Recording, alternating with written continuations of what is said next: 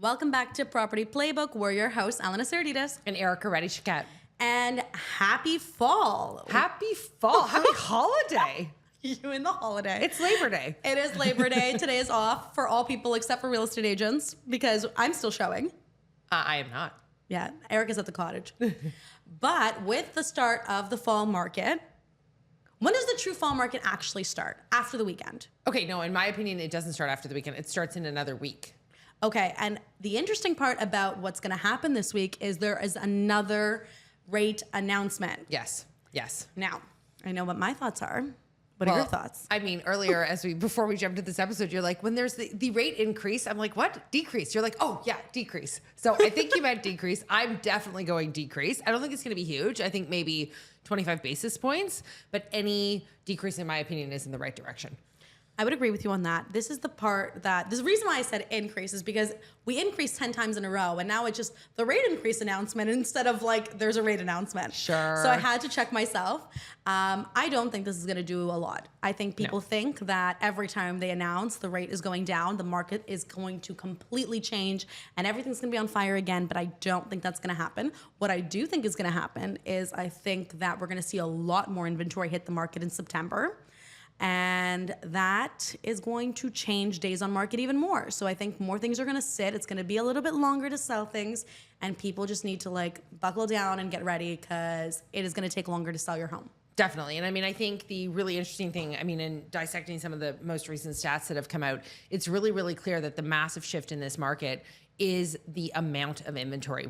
And like, we're not talking weeks or, months, we're talking months upon months upon months of inventory, which effectively means if, all houses were to stop selling tomorrow, it could take in some areas of our market 7 to 8 months to sell through the amount of standing inventory we have. And that is a tremendous amount of inventory. So if we add additional inventory to that, we could end up, I mean, I don't even want to say it, but you could end up with, 9, 10 plus months of standing inventory. And that's going to drastically impact days on market. So key factor, and I think we've talked about this every single episode. When you go to list your property, make sure it's perfect. Because the houses that look the best right now, as in every time, are the ones that are actually moving. Mm-hmm. And if you don't look great, there's a reason why your next door neighbor is selling and you're not.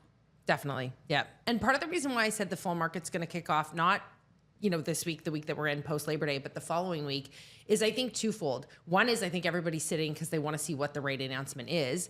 And number two, I think this week is the week that everybody just feels so overwhelmed. I mean, for those that have kids, you've got kids back at school. For those that had summer hours, they've been, taken away. For anyone that was kind of enjoying summer, that's over. Like I kind of say this first week back is kind of like post New Year's. Like everybody thinks, okay, as soon as we get to the new year, everybody's going to pick back up. Everyone's depressed for a week. Like they're like, oh my gosh, the holidays are over. I have all these New Year's resolutions. I frankly think the first week of fall is the same. And I think a lot of people forget that. They kind of get ready for this crazy first week and life is crazy for the first week, but the market isn't necessarily. And I think what people need to remember too, the week leading up to this week, most real estate agents are not listing properties because everyone's in that kind of last bit of summer mode where they're either going away for this weekend or they're not focusing on real estate. So if you list it the week before, so if you listed it last week, you're probably not going to get as many showings as you'd hope to have, but you are going to get days on market. Exactly. So most people are delaying listing until next week or until like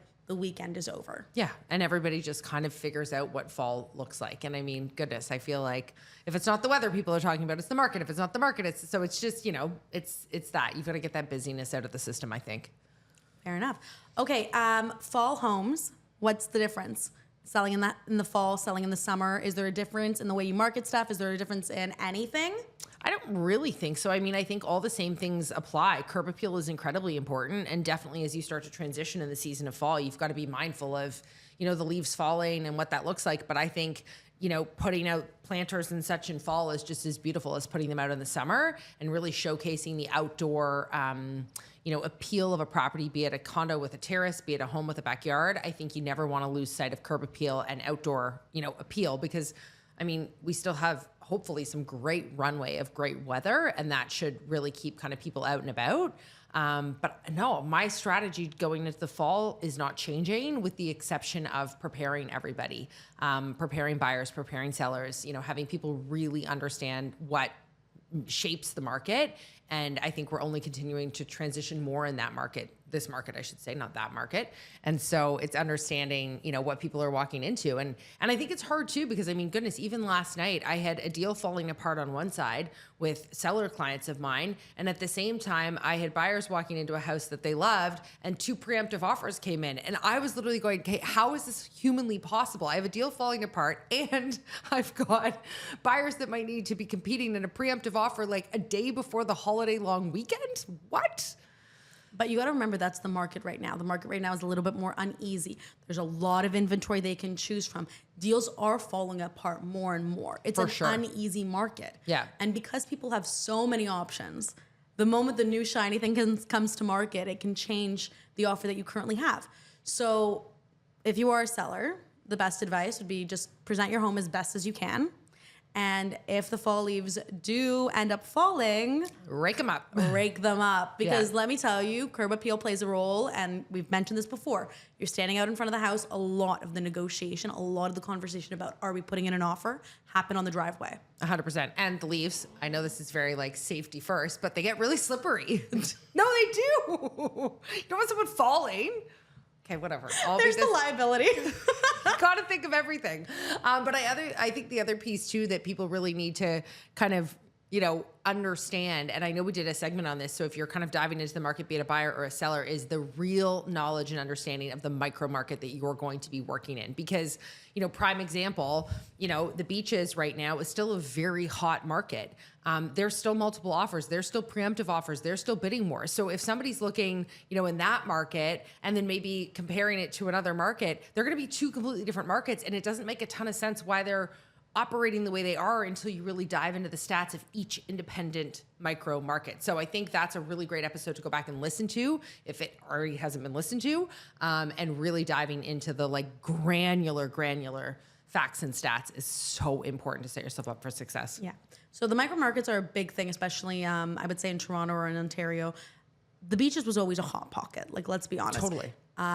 In the hottest time in the market, it was a very, very hot market.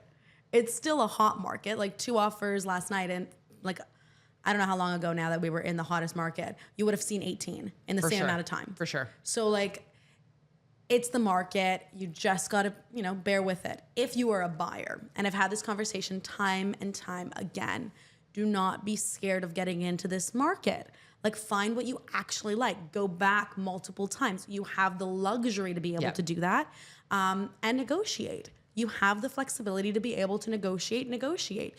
And you don't know what their motivation is. There's a reason why you choose to sell. No one just woke up one day and was like, let's test out the market. At least not right now. They shouldn't be testing. I was gonna say, especially this market. This isn't the market you test, know? And I think to your point, that's also a great point, is to really say, like, be ready to negotiate and be willing to try. I mean, there was a situation where even the other week, buyers of mine got a little bit nervous because there was an offer date and the sellers had paid 146 for the property 2 years back.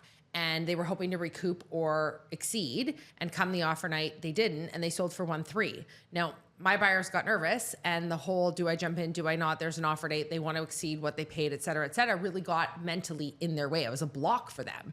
But I think it's a great lesson to say, okay, honestly, it sounds so harsh for me to say this. What they paid is irrelevant. What it's worth today is relevant. And so I think people need to just be armed with information and be willing and ready to try, even if it sounds or seems a bit obscene.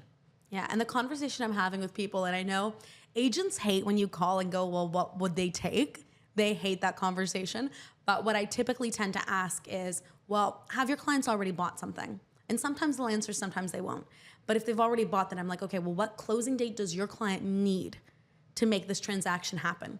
And sometimes if you can give them the closing date, then they can lean back on the price because 100%. You got the closing date you'd like. For sure. You also have to remember, carrying the property every single month, especially when it's vacant, is expensive. Well, and I think the other piece too, to be honest, is I think a lot of people think, oh, I can just bridge. Bridge gets thrown around. Bridge financing gets thrown around like it's just this easy, phone up your banker, say, hey banker, I just want to bridge between my 2 properties. Let's go. And it is A, not that easy, and B, incredibly expensive. And so I think that's another big piece. I mean, carrying a vacant home is very expensive. Trying to bridge between two homes is very expensive. And the only way you can bridge is if you have a firm deal to a firm deal. So there's a lot of complexities. So to your point, closing can be paramount. It can be everything. Yeah. So it definitely makes the negotiation a lot like more in favor of the buyer, especially when it comes to the person trying to sell has a reason for selling. It could be as little or as big as possible, but there's a reason they have it on the market right now, or they would choose not to sell right now. But life happens, things happen. If you have a kid with special needs, you're gonna move to a school district that can accommodate. If you are going through a divorce, you're still gonna sell and you're still gonna move. Like there is a reason behind the move, and the reason behind the move is the negotiating power that the buyer needs. So don't be afraid of this market. Get into this market because you could, probably get a really good deal out of it.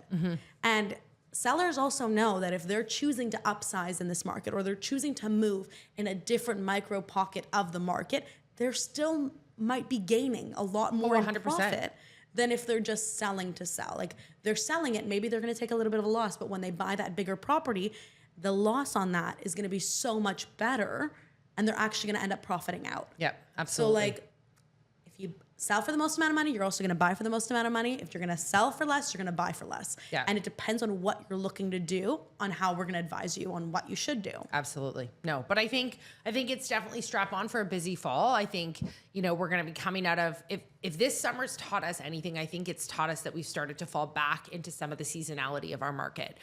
This summer was like the slowest summer I remember. But if I look at why it was slow, everybody's habits have reverted back to pre-COVID habits. People are traveling, people are away, people are in this summer mindset. People are, taking advantage of this beautiful, at this point, weather. I mean, it's been bumpy, but that's okay. But people have really used summer as summer. And so with that, you've seen a slow in sales and you've seen a slow in volume. And so I think when we look to this fall, we're going to see more of that traditional fall market hit. We're going to see everybody back. We're going to see, the mentality of, okay, now that this, kids are back to school, this has happened. We get our houses ready. We get them to the market. Now we start looking for houses. I mean, the number of buyers that were picking up and calling me over the last 2 weeks being like, okay, can we get meetings set for first week of September? Can we get I'm like, okay, wow, this is really interesting. People are really getting their feet back in the market. So I don't think it's a market to be scared of. I don't think it's a market that's taking away from anybody. Taking off, not taking away. But I really do think it is definitely going to be a market where we start to see a little bit more movement. And I also think the best piece of advice I could give, and again, it always varies case by case, but I think it kind of might be a one size fit all in this market. And you could disagree with me if you think, I'm completely off the rocker. I would sell before buying. And that's no questions asked. Any pocket or in any kind of property, condo or house or whatever, I would sell before buying. Yes, because the worst thing in the world, especially in this market, is to be tied up in a purchase and you cannot close that purchase without your sale. Yes. And then all of a sudden you want to talk about opportunities for buyers. It's the person that bought the house without selling first. Yeah. Because the moment the clock runs out and they have to sell, the price goes down. Yeah. No, and this is a big shift. I mean, I feel it was shifting this way kind of through, the summer for sure. Spring, questionable, but I think this fall unequivocally is a sell before you buy. Yeah, definitely. Absolutely. Sorry if it's a very depressing episode. I'm usually a little bit more happy. So we'll spin the mood a little bit before we conclude this. Okay, what are we spinning? Where's your cheeriness? Where's my cheeriness coming from? My cheeriness is coming from, if you're a buyer, there's tons of opportunity. If you are a seller that's looking to sell and then buy, there's tons of opportunity on the buy side. Just hold tight on the sale and someone will come and buy your house. But if there's something to fix with your house, fix it before you go to market, because buyers are picky and they have the right to be picky, especially right now, because they have all the options in the world. So fix it, sell it, move on. And the market will move. It's just about finding the right buyer for your property, and buyers get excited because this is your time. You've been asking for this time. It is right now. Start buying. Yep. Is that fair to say? I think that's very fair. Well done. And I guess if you're a seller, I mean, you did the conclusion. If you're a buyer, if you're a seller and then a buyer, if you're just a seller, I don't know what you think. You left them out. No, I didn't. I said if you're a seller and you're selling to buy, just but hold what tight. if you're just a seller? If you're just a seller, okay, you know what? This has happened actually recently. I've had some people that are exiting Canada. Yeah. It is a thing. And maybe that's a full other episode on like, why are people choosing to exit Canada? Spoiler alert, it's coming. That could be a heated one. Yeah, that is a heated one. But they chose to sell, and they chose to sell for tax reasons. So they're still selling. It's not like, they'll sell. Yeah. So there are people that are selling without an intention to buy. Those Yeah. people are out there. However, those people, in my opinion, have less movement. Yeah. Unless they're really motivated and they're just like, it doesn't matter, just get done. mine sold so it's not sitting empty for months and months and I'm paying for it. Yeah. So there are people that are not looking to sell and then buy, but I think there's fewer of them. Yeah. And I do think there's going to be a return of inventory to the rental market. And I think that's something that people are not talking about right now. But if your property's been sitting vacant and it's been sitting vacant for a while, and the moment, the fall market is coming, students are back in town, people are moving back into the city for work, whatever it may be, it might be the option that you flip off the sale market, rent it out for a year or two, and then revisit selling the property in the future. Yeah. So the motivation is the key factor of selling, and like how motivated are they to get it sold. Totally. Well, here we go, fall market. Yes, there we go. There's the fall. Once again, it's Elena Saradidis. And Erica Reddy-Choquette. And this was Property Playbook. If you like content like this, make sure to like, follow, and subscribe.